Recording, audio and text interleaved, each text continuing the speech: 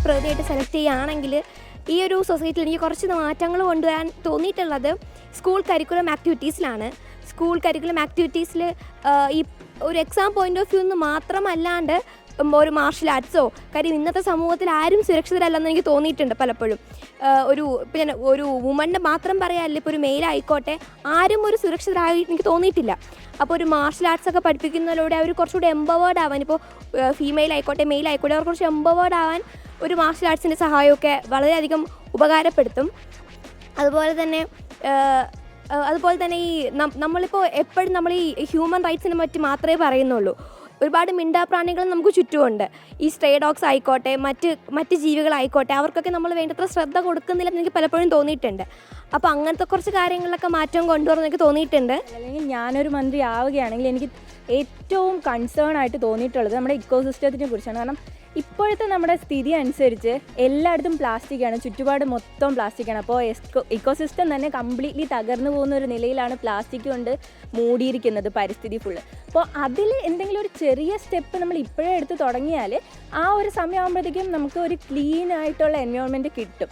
അപ്പോൾ എനിക്ക് അന്നായാലും ഇന്നായാലും പറയാനുള്ള കാര്യം എന്ന് പറഞ്ഞാൽ ഇക്കോസിസ്റ്റം നമ്മൾ ചെറുതായിട്ടൊന്ന് ബാലൻസ് ചെയ്യാൻ വേണ്ടി നമ്മളൊരു കൈത്താങ്ങായിട്ട് കൊടുത്താൽ എന്നും അത് നമുക്ക് നന്മ മാത്രമേ ചെയ്യത്തുള്ളൂ. അപ്പോൾ ഭാവിയിൽ ഒരു ജനപ്രതിനിധിയായി ഈ ഒരു സഭയിൽ വരാനായിട്ട് അവസരം ലഭിച്ചു കഴിഞ്ഞാൽ ഞാൻ ചെയ്യാൻ പോകുന്നത് സ്കൂളുകളിൽ ടെക്സ്റ്റ് ബുക്സ് അല്ലെങ്കിൽ സ്കൂളിലെ അക്കാഡമിക്സിൽ നിന്നും പുറത്തോട്ട് കുട്ടികളെ സറൗണ്ടിങ്സുമായിട്ട് കൊണ്ടുവരാനായിട്ടുള്ള ഒരു പ്ലാനായിരിക്കും മുന്നോട്ട് വയ്ക്കാൻ പോകുന്നത്. കാരണം എൻ്റെ സ്കൂളിലൊക്കെ അത് സ്റ്റാർട്ട് ചെയ്ത് വിജയിച്ച ഒരു പ്രോഗ്രാമാണ്.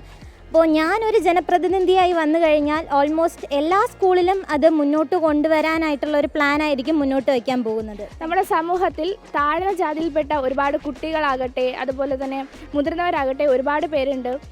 അപ്പോൾ അവർക്ക് വേണ്ടിയിട്ട് ഞാൻ എൻ്റെ ശബ്ദം ഉയർത്തും എന്ന് തന്നെയാണ് എനിക്ക് പറയാനുള്ളത്. കാര്യം സമൂഹത്തിൽ താഴ്ന്ന ജാതിയിൽപ്പെട്ടതുകൊണ്ട് ഒരുപാട് ആനുകൂല്യങ്ങൾ അവർക്ക് കിട്ടുന്നുണ്ട്. എന്നാൽ അതൊരിക്കലും അവരുടെ ഐഡൻറ്റിറ്റിയുടെ വില കുറച്ചുകൊണ്ടാണ് എന്നാണ് ഞാൻ വിശ്വസിക്കുന്നത്. കാര്യം അവർക്ക് ആനുകൂല്യങ്ങൾ കിട്ടുന്നുണ്ടെങ്കിൽ അത് എല്ലാവരും അറിഞ്ഞ് മാധ്യമങ്ങളും എല്ലാവരും അത് വലിയൊരു വാർത്തയായിട്ടാണ്. പക്ഷേ അതൊരു രഹസ്യമായിട്ട് ചെയ്യണം, അല്ലെങ്കിൽ അവരുടെ ഐഡൻറ്റിറ്റി പുറത്ത് കൊണ്ടുവരാതെ ചെയ്യണം എന്നാണ് എനിക്ക് പറയാനുള്ളത്. അപ്പോൾ ഞാനൊരു ജനപ്രതിനിധി ആയിട്ടുണ്ടെങ്കിൽ അവർക്ക് താഴ്ന്ന ജാതിക്കാർക്ക് ആനുകൂല്യങ്ങൾ ചെയ്യുന്നുണ്ടെങ്കിൽ അത് തികച്ചും രഹസ്യമായി ചെയ്യാനും അവരെ കുറച്ചുകൂടെ മുന്നോട്ട് കൊണ്ടുവരാനുള്ള പ്രോഗ്രാംസും കാര്യങ്ങളൊക്കെ സമൂഹത്തിൽ കൊണ്ടുവരാനും ഞാൻ ഉറപ്പായും ശ്രമിക്കുമെന്നാണ് എനിക്ക് പറയാനുള്ളത്. ഞാനിപ്പോൾ ഒരു മന്ത്രിയായെന്നുണ്ടെങ്കിൽ ഈ പൊതു സ്ഥലങ്ങളിലൊക്കെ ഇങ്ങനെ ഗാർബേജ് മാലിന്യങ്ങളൊക്കെ ഇടുന്നുണ്ടല്ലോ, അതെങ്ങനെയെങ്കിലും ഒന്ന് കൺട്രോൾ ചെയ്യാനായിട്ട് ഞാൻ നോക്കത്തുള്ളൂ.